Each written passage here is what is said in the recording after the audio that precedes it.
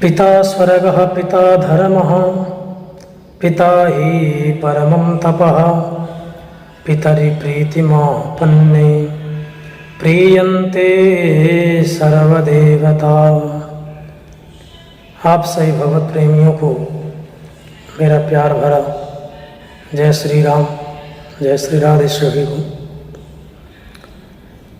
अभी पितृपक्ष प्रारंभ हो चुका है,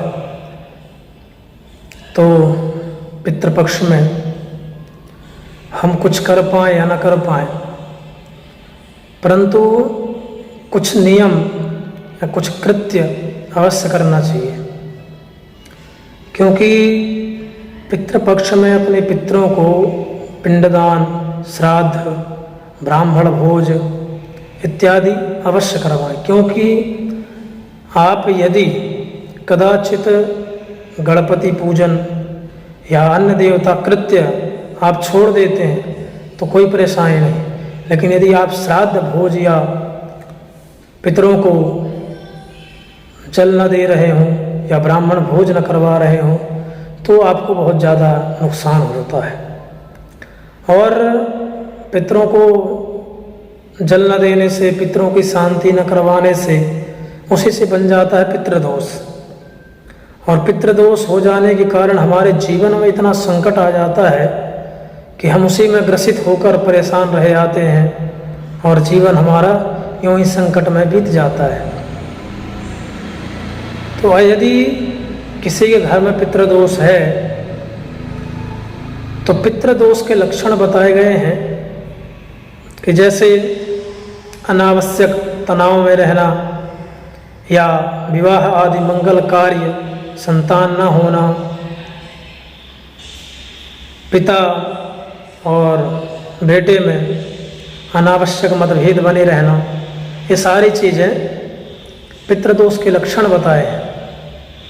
आपके घर में यदि छत के ऊपर या घर के अगल बगल पीपल का पेड़, पीपल का वृक्ष उगा हुआ है तो समझिए कि आपके घर में पितृदोष है। आपकी कोई संतान नहीं हो रही है तो समझिए कि पितृदोष है।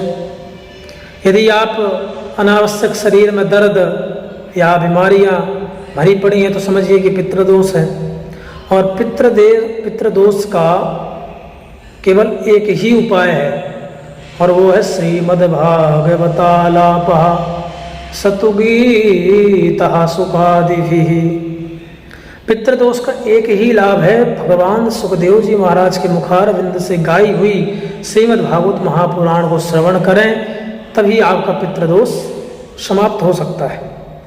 यदि आप भागवत कथा नहीं करवा सकते तो आप अपने घर में साप्ताहिक पारायण करवाएं, क्योंकि संपूर्ण फल पारायण से ही प्राप्त होता है।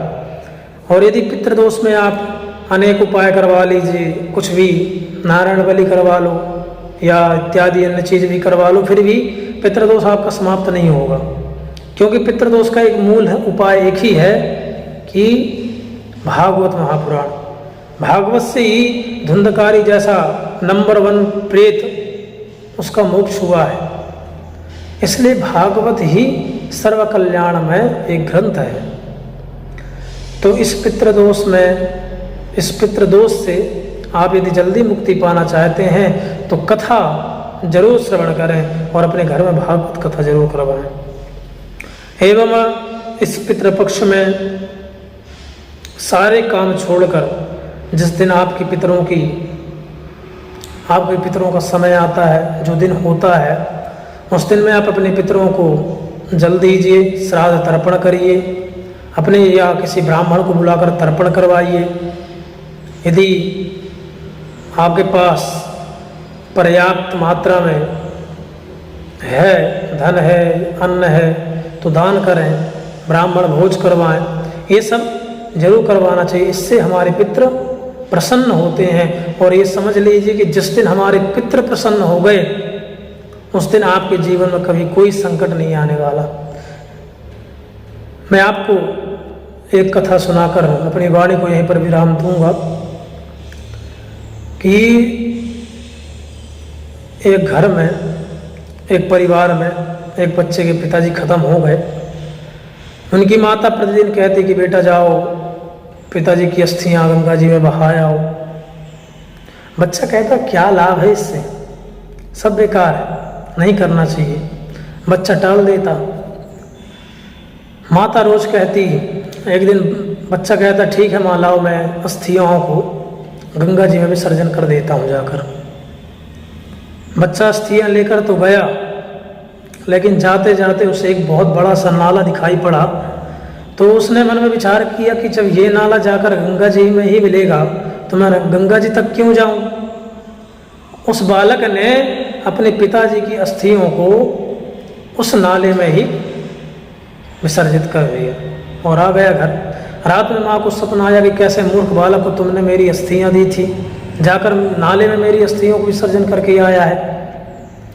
और प्रातःकाल होती माँ ने अपने बालक को डांटा, क्यों रे मूर्ख, पिताजी की अस्थियां नाले में विसर्जन करके आया है। तो बालक ने पूछा माँ आपको किसने बताया। तो माँ कहती है तेरे पिताजी स्वप्न में आए थे। तो बालक क्या तर्क करता है कि माँ पिताजी 20 किलोमीटर यहाँ आपको स्वप्न देने आ सकते हैं और 12 किलोमीटर जाकर वहाँ गंगा में अपने आप से विसर्जित नहीं हो सकते हैं। तो महाराज खून का रिश्ता पहले जैसो नहीं रहा है और आज तर्पण मिल ही जाए ऐसा भी कुछ संभव नहीं है। इसलिए यदि आप अपने पितरों को प्रसन्न रखेंगे तो आप जीवन भर प्रसन्न रहेंगे। यदि आप एक बार विचार करिए कि जिस माता पिताओं ने जिन पितरों ने आपके लिए इतना कुछ किया है, जो पिता आपके जीवन में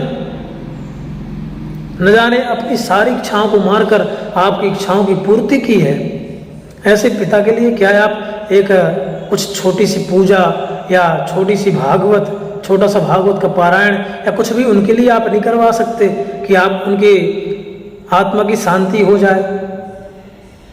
करना चाहिए, जरूर करना चाहिए।